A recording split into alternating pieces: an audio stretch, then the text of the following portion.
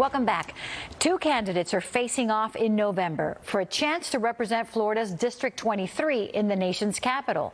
Earlier this week, I had the chance to speak to one of them, former State Representative Jared Moskowitz. Here's our conversation.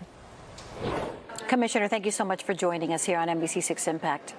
Thanks for having me back. The night of the primary and your win, you said you missed your father. Can you describe to us what this loss means to you?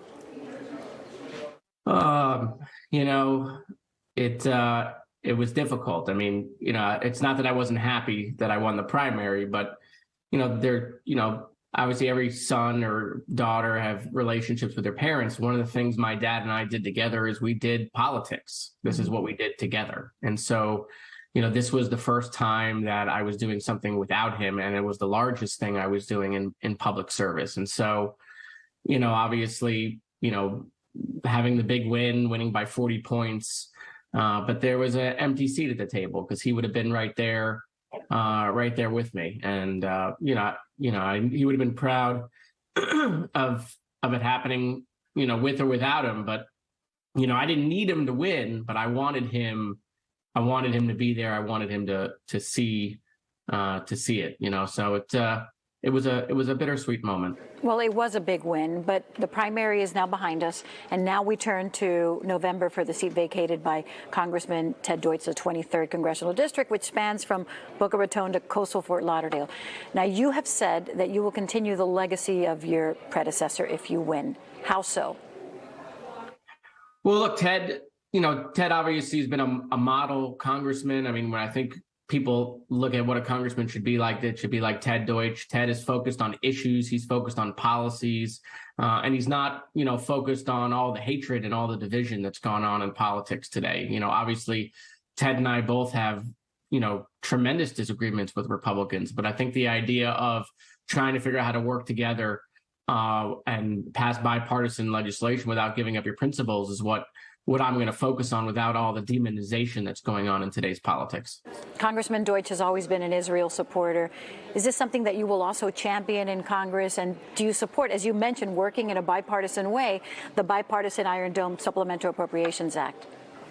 Yeah, so first, I support Iron Dome. It's a defensive weapon. It defends both Israelis and Palestinians from these rockets. A lot of these rockets, don't actually hit their intended target. And so I support Israel's right to defend itself, and obviously the Iron Dome as a defensive weapon. As far as my position with Israel, it's very similar to Ted, and it's also very personal to me with, my grandparents escaping Europe during World War II. So, I look forward to continuing, like I said, when I say Ted Deutsch's legacy, it's on a number of issues, gun violence prevention, but also, making sure that we continue the United States' strong relationship with the state of Israel. You mentioned gun violence prevention. There are many issues facing the country and Floridians, from record inflation to a woman's right to choose to gun violence, as you mentioned. We've seen the crime rate in crisis numbers in some states, and you have been called a gun safety champion as a graduate of Marjorie Stoneman Douglas High. How would you continue to champion gun safety and crime? Well, listen, we got to continue to work on progress. I mean, I know everyone wants to ban assault weapons tomorrow, and if we can get that done, we should do that. But if we can't get it done because we don't have the votes, we should continue other things. Raising the age to 21 to buy any gun should be the law of the land, in my opinion. It's the law in Florida. We passed it after the Marjorie Stoneman Douglas School Safety Act, and it's worked well to prevent these mass shootings, which are done obviously by, if we look at statistically, by younger folks under the age of 21. So, there's a lot of things we can do. We can, tighten background checks. We can add social media to being considered when going and buying a gun. And so, a lot of time we want to move the ball 50, 60 yards at a time. And if you can do that, great, get it done. But if you can't, moving a ball 5 yards, 10 yards. So I'm going to work on gun violence prevention day in and day out. We have a Second Amendment. It's important to protect the Second Amendment, but no right is absolute in this country, and we have to minimize gun violence. We're the only country in the world that deals with this epidemic. Something that affects all of us, the economy. Do you believe the Inflation Reduction Act will help the American people?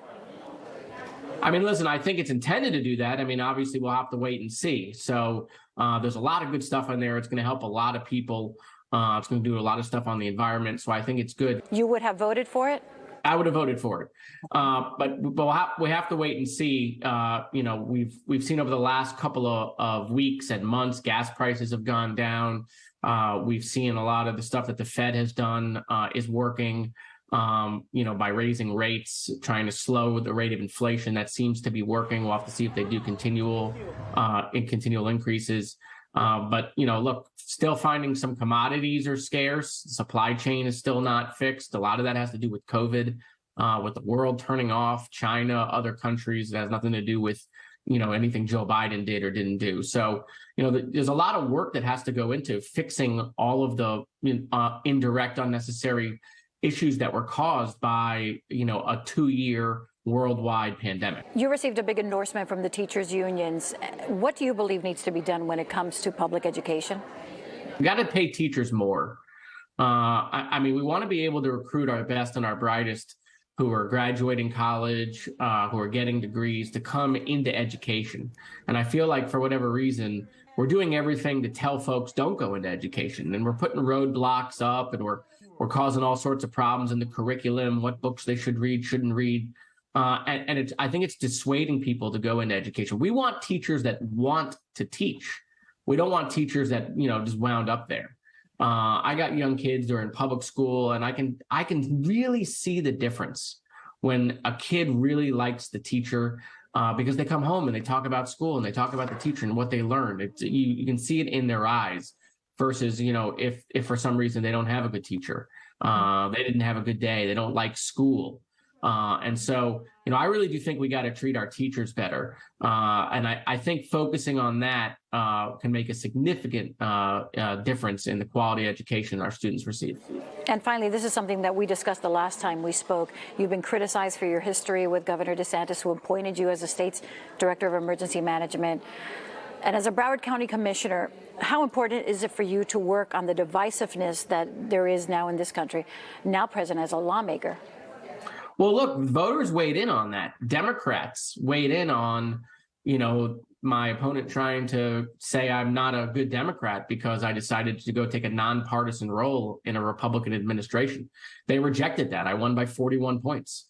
And so, listen, the two sides have issues that there probably aren't middle ground on, but that's not most of the issues, right? Most of the issues we can find middle ground if we're willing to compromise.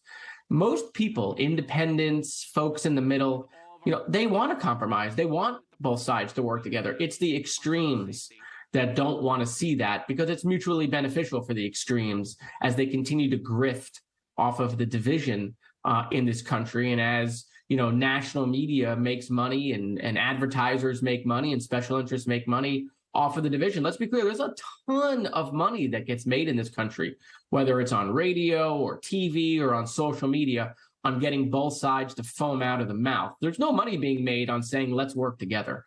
So, look, it's going to take Democrats and Republicans who are in Washington, D.C. to find ways to work together. And by the way, there's been some bright spots, over the last 6 months on some pieces of legislation that have passed with a bipartisan vote, including the first gun violence prevention bill that passed Washington in 30 years. Well, there's about 2 months left until the November election. We wish you good luck. Thank you so much. I appreciate it. Thanks for inviting me today. Thank you so much for your time.